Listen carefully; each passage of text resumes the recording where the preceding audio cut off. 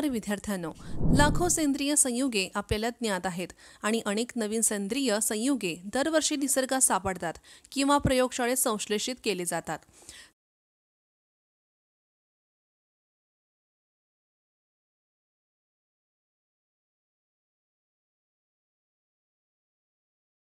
सुरुवातीच्या काळात रसायनशास्त्रज्ञांनी ओळखले की समान संरचनात्मक वैशिष्ट्ये असलेल्या संयुगेमध्ये समान रासायनिक गुणधर्म असतात.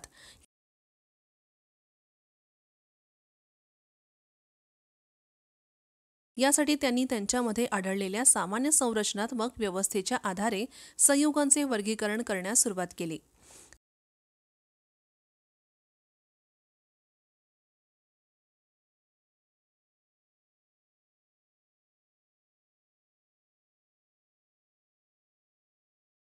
सुरू करण्यापूर्वी मागील सत्राची पुन्हा एकदा भेट घेऊया. कार्बन मोठ्या प्रमाणात संयुगे तयार करतो. कार्बनचे प्रमाण 4 आहे. मिथेन रेणू sp3 संकरित आहे, तर त्याची टेट्राहेड्रल रचना आहे.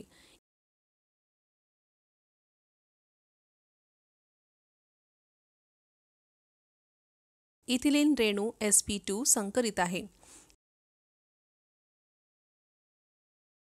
इसिटिलीन रेणू sp3 संकरित आहे. शिकण्याचे परिणाम. या सत्राच्या शेवटी आपण याबद्दल समजून घेण्यास सक्षम असाल. हायड्रोकार्बन्सचे विविध प्रकार, कार्यात्मक गट, सेंद्रिय नामांकनाचे नियम, सेंद्रिय संयुगांच्या नामांकनाचे उदाहरण. महत्त्वाचे शब्द. संतृप्त हायड्रोकार्बन. असे हायड्रोकार्बन ज्यामध्ये फक्त C एकेरी बंध असतात. असंतृप्त हायड्रोकार्बन. असे हायड्रोकार्बन ज्यामध्ये किमान एक दुहेरी बंध C किंवा तिहेरी बंध C असतो.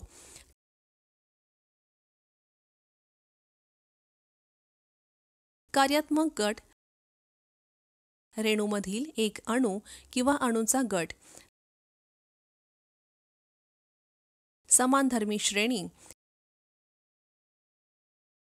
समान सामान्य सूत्र आणि समान रासायनिक गुणधर्म असलेले सेंद्रिय संयुगांचे गट किंवा वर्ग जे फक्त एका CH2 गटाने वेगळे असतात.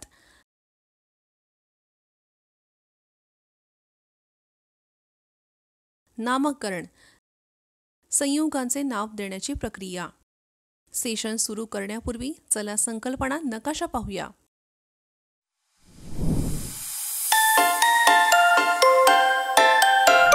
आपला पहिला विषय वेगवेगळ्या प्रकारचे हायड्रोकार्बन आहे. संतृप्त आणि असंतृप्त हायड्रोकार्बन. केवळ C एकेरी बंध असलेले हायड्रोकार्बन संतृप्त हायड्रोकार्बन म्हणून ओळखले जातात.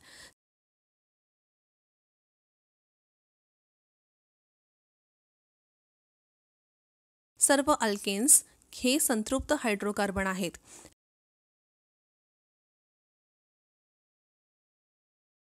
जे हायड्रोकार्बन किमान एक दुहेरी बंध C किंवा किमान एक तिहेरी बंध C असलेले असतात त्यांना असंतृप्त हायड्रोकार्बन म्हणतात.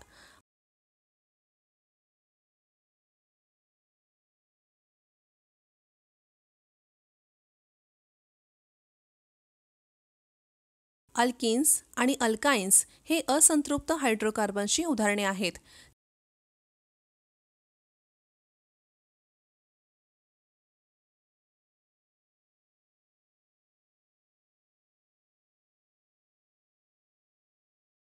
स्क्रीनवरील उदाहरणात तुम्ही पाहाल की सर्व कार्बन एकमेकांशी जोडलेले असून रेषीय संरचना तयार करतात.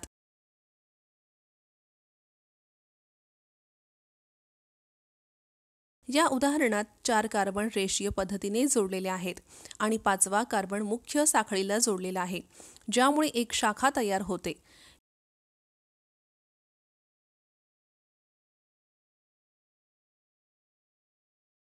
येथे आपण पाहतो की कार्बन साखळी बंद होऊन एक वर्तुळ तयार करते. त्यामुळे हे एक बंद साखळी हायड्रोकार्बन किंवा रिंग हायड्रोकार्बन आहे.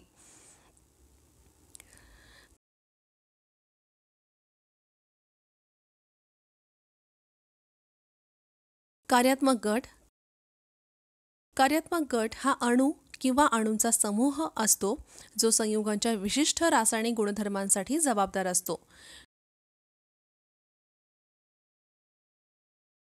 जैविक संयुगांची रासायनिक गुणधर्मे त्यांच्या कार्यात्मक गटावर अवलंबून असतात, तर त्यांच्या भौतिक गुणधर्मांवर उर्वरित संरचनेचा प्रभाव असतो.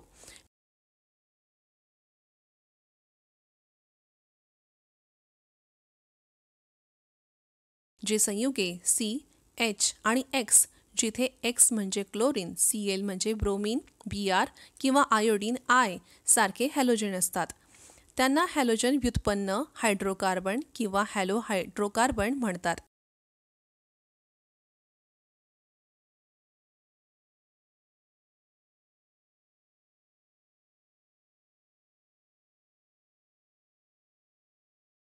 जे हायड्रोकार्बन -OH गट असलेले असतात त्यांना अल्कोहोल्स म्हणतात.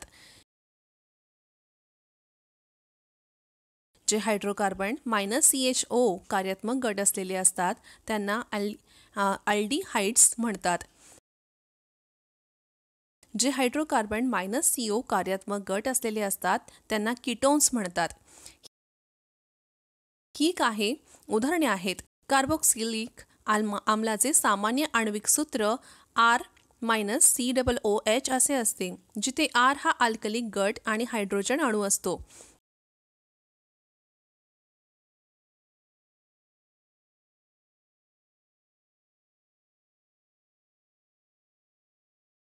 इथर्स हे पाण्याची H2O संबंधित संयुगे असतात, जिथे दोन्ही हायड्रोजन अणू अल्कलिक गटांनी एकसारखे किंवा वेगवेगळे बदललेले असतात.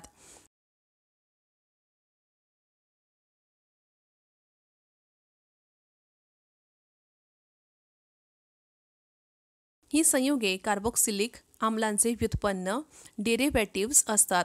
जर -COOH मधील हायड्रोजन अणू एखाद्या R अल्कली गटाने बदललेला गेला तर एस्टर्स तयार होतात.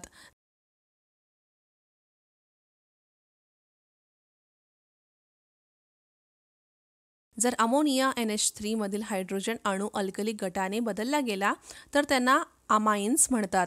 -NH2 गटाला अमाइन गट म्हणतात.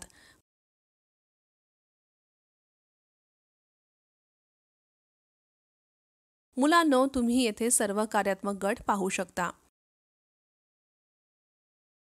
स्क्रीनवरील मालिकेचा विचार करूया. तुम्ही लक्षात घेऊ शकता की प्रत्येक अणुक्रमिक सदस्यामध्ये मागील सदस्यांच्या तुलनेत एक मिथेलिन -CH2 गट जास्त असतो आणि म्हणूनच त्यांना समजात म्हणतात.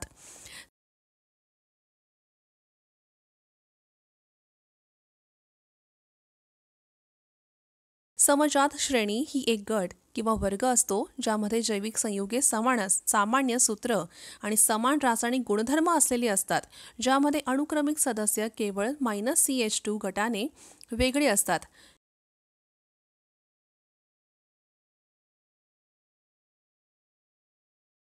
कुठल्याही जैविक संयुगांच्या IUPAC नावात 3 भाग असतात: मूलशब्द, उपसर्ग आणि प्रत्यय. हे भाग स्क्रीनवरील अणुक्रमांकानुसार जोडले जातात आणि संयुगांचे IUPAC नाव तयार होते.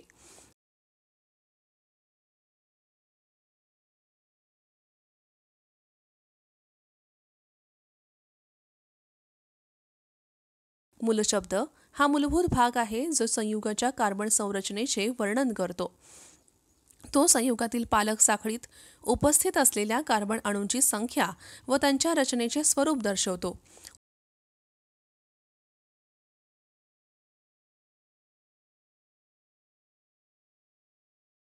उपसर्ग पालक साखळीत असलेल्या उपयुक्त गटांना किंवा शाखांना दर्शवतो.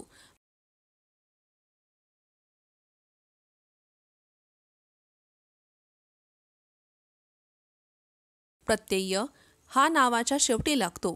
तो 2 भागांमध्ये विभागला जातो, प्राथमिक प्रत्यय आणि द्वितीय प्रत्यय.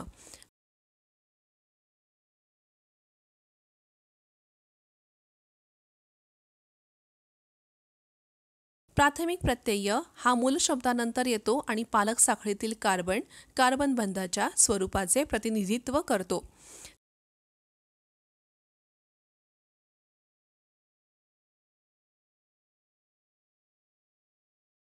जर संयुगांमधील सर्व कार्बन बंध एकेरी असतील तर ANE प्रत्यय वापरला जातो.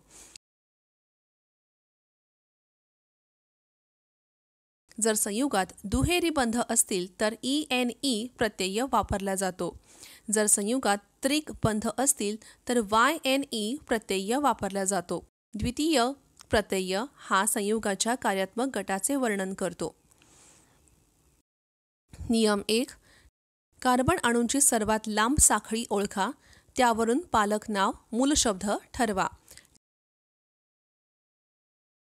नियम 2. पालक साखळीतील कार्बन अणू क्रमांकित करा.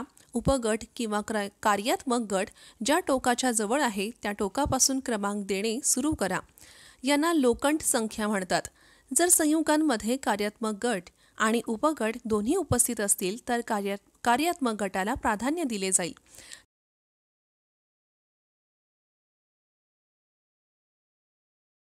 नियम 3. अल्कीन आणि अल्कलाईनच्या बाबतीत दुहेरी किंवा त्रिक बंध कोठे आहे ते ओळखा आणि त्यांची लोकंट संख्या घ्या. नंतर ती संख्या एक डॅश आणि प्राथमिक प्रत्यय यासह नमूद करा. कार्बन साखळीचे क्रमांकन असे केले जाते की बहुपट बंधाला सर्वात कमी लोकंट संख्या मिळेल.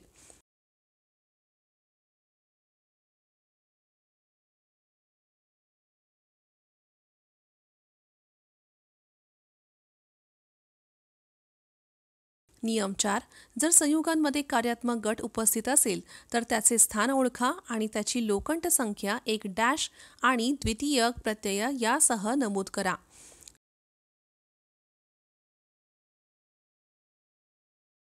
नियम 5. जेव्हा प्राथमिक आणि द्वितीय प्रत्यय जोडले जातात तेव्हा प्राथमिक प्रत्ययाच्या शेवटी ई अक्षराला वगळले जाते. नियम 6. उपगट ओळखा आणि त्याच्या स्थानासाठी एक संख्या, एक डॅश आणि उपसर्ग वापरून त्याचे स्थान आणि ओळख निर्दिष्ट करा. आपण हे उदाहरण सोडवून नामकरण शिकूया. पायरी 1. सर्वात लांब साखळीत 7 कार्बन अणू आहेत, त्यामुळे मूलशब्द हेप्ट आहे. पायरी 2. संयुगांमध्ये उपगट आहे, त्यामुळे कार्बन साखळीला त्या टोकाकडून क्रमांक दिला जातो जो उपगटाच्या सर्वात जवळ आहे. पायरी 3. सर्व बंध एकेरी आहेत, त्यामुळे प्रत्यय ॲन आहे.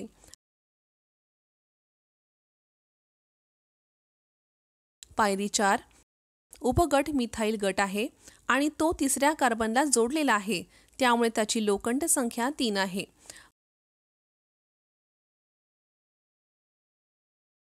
म्हणून उपसर्ग 3- मिथाइल आहे. म्हणून या संयुगाचे नाव 3- मिथाइल हेप्टेन आहे.